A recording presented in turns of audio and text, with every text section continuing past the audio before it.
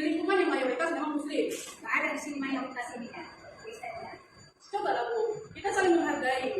Sebagai minoritas, sebagai mayoritas, kita saling menghargai. Jangan bapak-bapak sebagai minoritas harus selalu dihormati, enggak. Sama-sama kita saling menghargai aturan yang telah ditetapkan pemerintah. Buat apa aturan itu ditetapkan kalau harus dilanggar lagi? Balik kita sudah mediasi, tapi tidak titik temu, sudah disediakan, sudah difasilitasi, tapi tidak juga dilaksanakan. Ini masyarakat capek, Pak. Buat kegiatan tidak ada izin. Ada izin.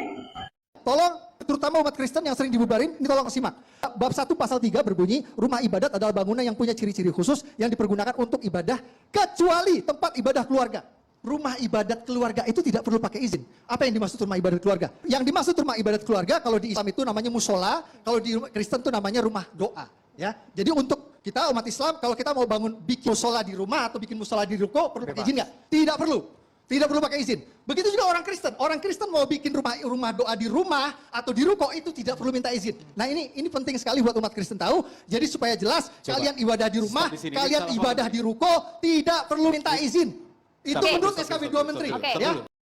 Kenapa harus di sini? Di lingkungan yang mayoritas memang muslim. Nggak ada di sini mayoritas ini kan, Kristennya.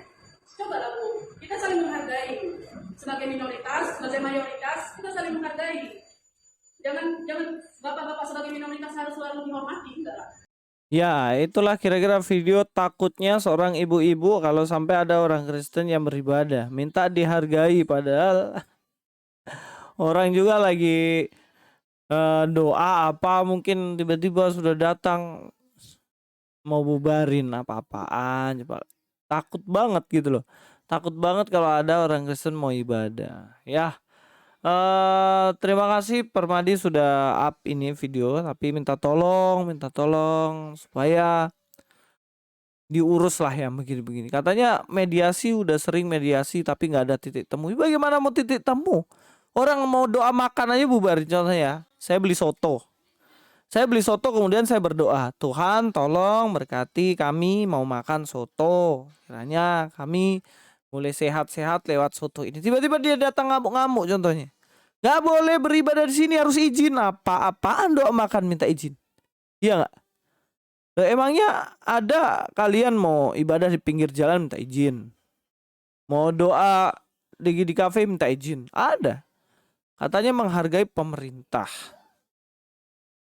Ya berarti permasalahannya Anda mengakui bahwa persoalannya di pemerintah ya. Pemerintah yang membuat aturan berpihak pada kalian. Apakah tempat ibadah kalian ada izin semua? Yakin? Oke. Ya kita akan lihat aja ya komentar-komentar para netizen. Sama-sama kita saling Netizen, mana komentar kalian? Kita akan baca. Di sini dikatakan siapa ya? Ya, komentar-komentar dari orang-orang ini saya akan baca, tapi yang komentarnya agak ngawur-ngawur saya nggak akan baca ya. Nggak usah bawa-bawa toleransi. Gue sebagai minor udah cukup toleransi dengan fine-fine aja denger azan dari gue lahir sampai sekarang. Ya juga sih. Dikatakan sini, berkali-kali saya sampaikan rumah ibadah mungkin yang mengganggu itu yang dimaksud pakai band dan speaker walaupun indoor tapi lagunya kan terdengar. Ya oke lah kalau kenceng-kenceng ya. Memang kalau kenceng-kenceng itu intoleran ya. Tolong sadar yang terlalu kenceng ya kan. Polisinya di sana itu tidak mau baca. Saya tidak mau baca yang ini ya. Saya tidak mau baca. Itu perkataan yang tidak boleh dibaca. Di bawah. Kita cek lagi. Lah, mabuk Bu. Minta saling menghargai tapi ibu sendiri nggak menghargai agama. Agama apa ini ya? Jarkoni kata orang Jawa kok ngakak ya liatnya. Apa jarkoni kok Jawa kok ngakak ngeliat? Jarkoni itu apa ya? Bisa ngajar nggak bisa ngelakoni. Bisa ngajar nggak bisa melakukan. Bisa kayaknya bisa berujar nggak tahu lah ya. Pokoknya nggak bisa, cuman bisa ngomong nggak bisa lakukan kayaknya. Rio dan Siregar, udah nampak kan sekarang wajah toleransi Sumatera Utara di wilayah Toba, Karo, Simalungun, Pasisi, Waka, Waka, Waka, kayak gini lah. Bersyukur aja lah telah dinampakkan watak aslinya. Oh, di sana. Wah, kok bisa ya terjadi hal seperti ini? Pendidikan radikal ya, udah sejak dini dari TK sampai mahasiswa udah mengakar. Nah, sebenarnya kalau berbicara mengenai pendidikan, pemerintah itu sebenarnya kan sudah berusaha sekuat tenaga supaya pendidikan di Indonesia ini bisa toleransi. Dengan kurikulum Merdeka ini kan sebenarnya anak-anak diajarin untuk menjunjung tinggi Pancasila. Ya kan, makanya ada profil pelajar Pancasila supaya saling menghargai. Ya mungkin ini produk lama kali ya yang kemudian jadi seradikal ini. Tapi kalau generasi yang sekarang dengan pendidikan yang sekarang ya mudah-mudahan lah ya di tahun 2030-an mungkin bisa bertoleransi. Amin, amin, amin, amin. Mungkin sudah banyak yang jadi Kristen kali ya, makanya marah-marah begini.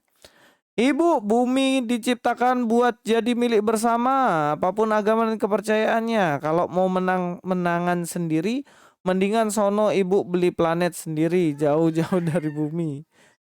Iya sih, sebenarnya kalau mau bicara minoritas mayoritas ini kayaknya yang agama-agama begini nggak laku ini di luar negeri, cuman di sini aja kayaknya ya.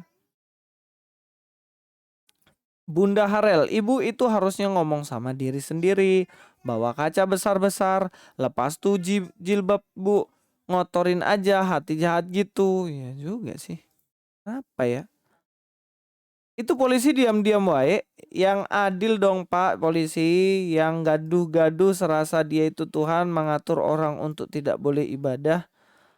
Nah ini kenapa bisa ya kok polisinya diam-diam aja. Tapi memang di video ini polisinya diam-diam aja sih. Mungkin dia berani sama minoritas, takut sama mayoritas. Begitu kena sapu tsunami pasti non muslim berbondong-bondong bantuin. Waka waka fakta. Ini fakta. Jadi nanti begitu kena bencana ya paling gereja juga patungan untuk bantu nih. Berani nggak Pak Jokowi ngurus gini? Udah banyak kejadian tapi presiden diam aja. Ya juga sih, pertanyaan saya gitu juga. Kenapa ya Pak Jokowi kok diam-diam ya? Ada pelarangan ibadah begini mah. Mama, kenapa Pak Jokowi dia kok diam-diam aja ya? Ada Hah? Kemenak. Kemarin dia janji katanya menteri semua agama mah. Pak Menak. Gak tahu. Pak Jokowi bagaimana mah? Aduh. Tahu juga.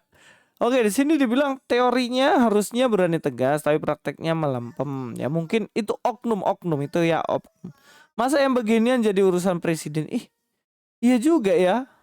Bener, ini ada yang bilang kenapa urusan gini kok urusan presiden katanya mah. Memang bukan urusan presiden ya, urus negara ini mah. Oh, urusan presiden ya, atau presiden yang lain. Juga diem padahal konon katanya partai nasionalis ya.